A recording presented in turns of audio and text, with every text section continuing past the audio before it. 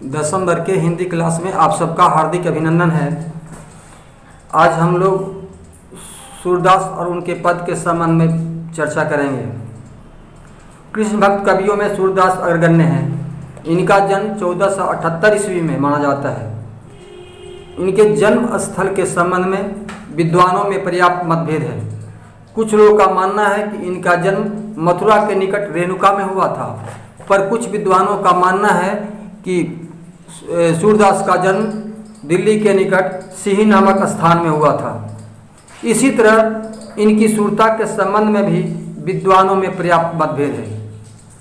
कुछ विद्वानों का मानना है कि सूरदास जर्मन थे, पर कुछ लोग एक विशेष घटना के तहत इनका अंधा हुआ मानते हैं। कहा जाता है कि ये गौ घाट पर रहते थे और भजन कीर्तन गाते थे। कालांतर में जब वल्लभाचार्य वहाँ आए तो वे उनके भजन को सुनकर काफ़ी प्रसन्न हुए और उन्हें कृष्ण भक्ति की दीक्षा दी। उसी समय श्री पुरनमल खत्री द्वारा गोवर्धन पर्वत पर श्रीनाथ जी का मंदिर बनकर तैयार हुआ। वल्लभाचार्य ने वहाँ स्वामी विट्ठलनाथ को पुजारी के रूप में नियुक्त किया। आचार्य वल्लभाचार्य की मृत्यु के उपरांत स्वामी विट्ठलनाथ उनकी गद्दी के अधिकारी हुए और स्वामी विट्ठलनाथ ने वहाँ 8 कृष्ण भक्त कवियों का एक समूह बनाया जो प्रतिदिन भजन कीर्तन गाते थे श्रीनाथ जी के मंदिर में। इन 8 कवियों के समूह को अष्टछाप कहा जाता है। इन 8 कवियों में सूरदास, परमानंद दास, कुम्भन दास, छित स्वामी, कृष्णदास, चतुर्भुज दास, नंददास, गोविंद दास शामिल थे। सूरदास के 3 प्रमुख ग्रंथ हैं, सूरसागर, सूरसरावली और साहित्य लहरी।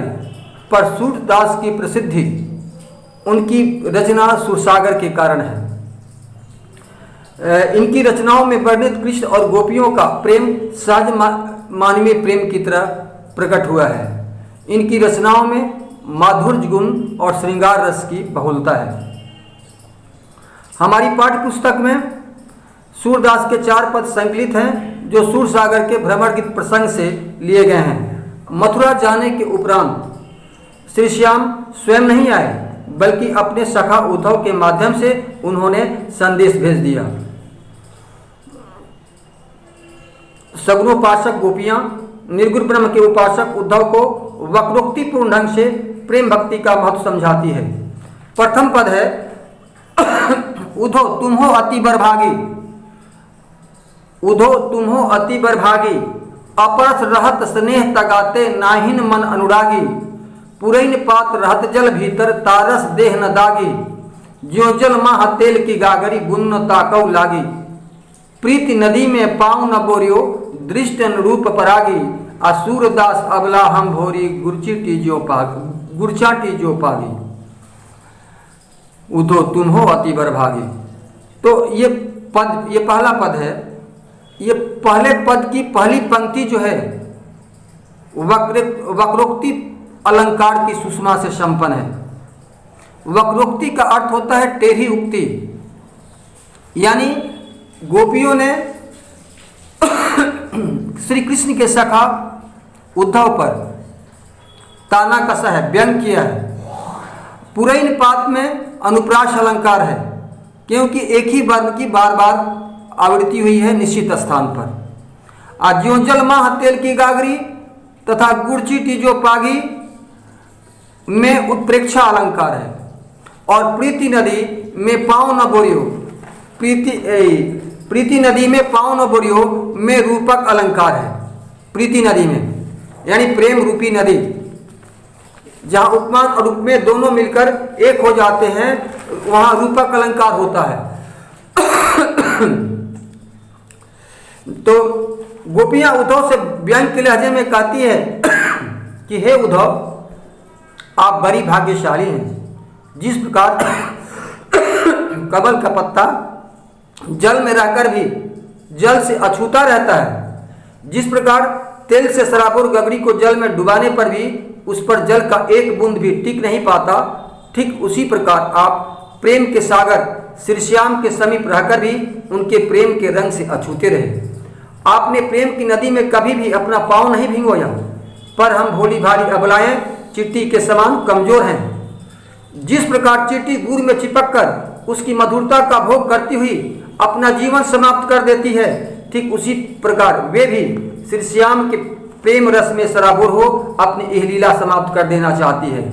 इस प्रकार यह पद आद्योपांत वियोग श्रृंगार की सुषमा से, वियोग रस की सुषमा से संपन्न है, माधुर्य गुण से ओतप्रोत है। दूसरा पद है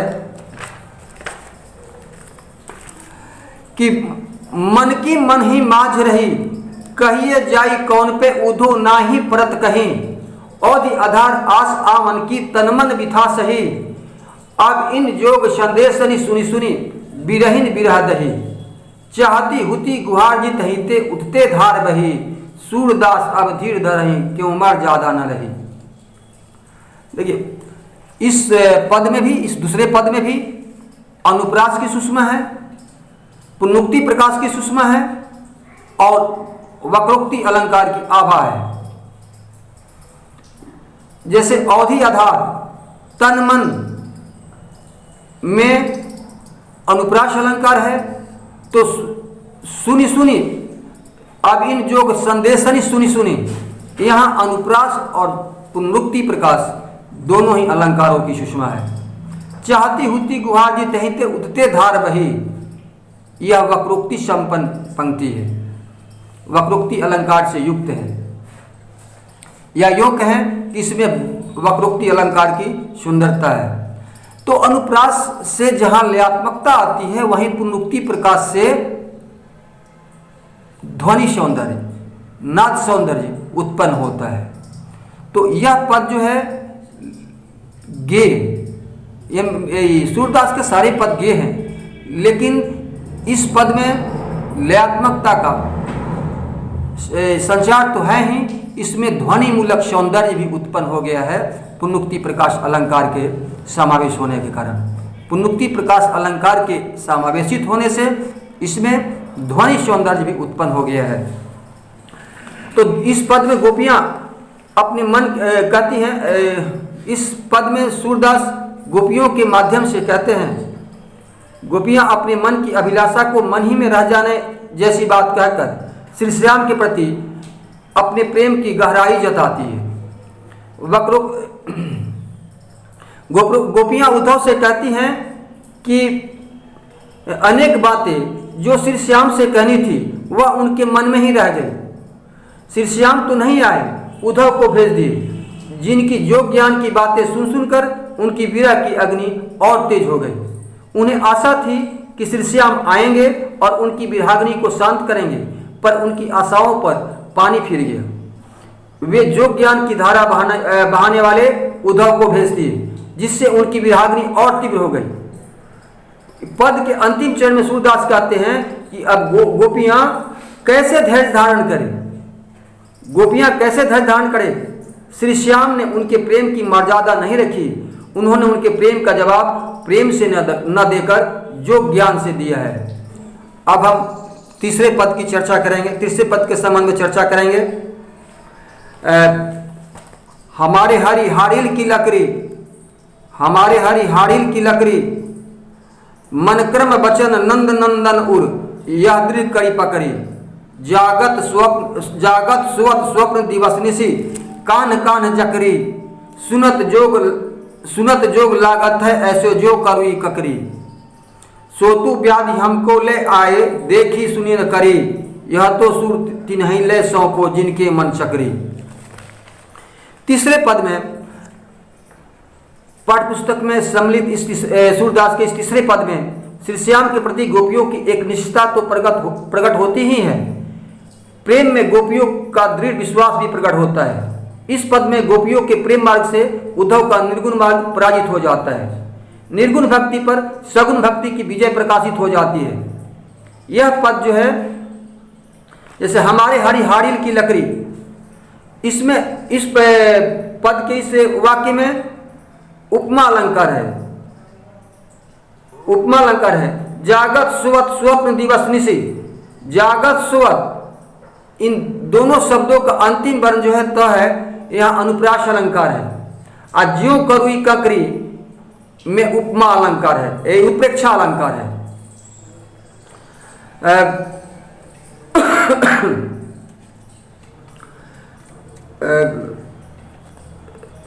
इस पद में गोपियां स्वयं को हारिल चिड़िया और अपने श्याम को लकड़ी कहती हैं। जिस प्रकार हारिल चिड़िया हमेशा अपने पैरों में लकड़ी पकड़ी रहती है, वह उड़ते समय भी उस लकड़ी को अपना आधार मानकर उसे पकड़ी रहती है, ठीक उसी प्रकार गोपियां भी मन, वचन और कर्म से श्री श्याम को दृढ़तापूर्वक बसा ली है।